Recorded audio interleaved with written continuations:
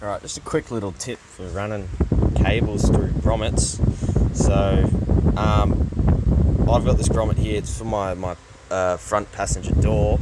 I'm currently running speaker cables. I'm upgrading the speakers, so I want to do a clean install and I'll pull these cables through the factory grommet, make it look heaps nicer. So what I do is I get a little bit of string line, but really anything that's light and long and thin will work. So pretty much what I do is I'd get a vacuum cleaner and I'd attach it to this end of the grommet, turn it on, and then I'd get this string line and I literally just need to put it near the hole there and it'd suck straight through here. I'll show you. You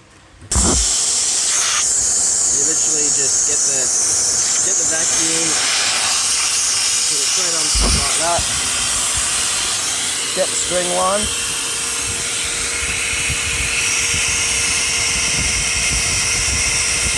and there you go, look at that.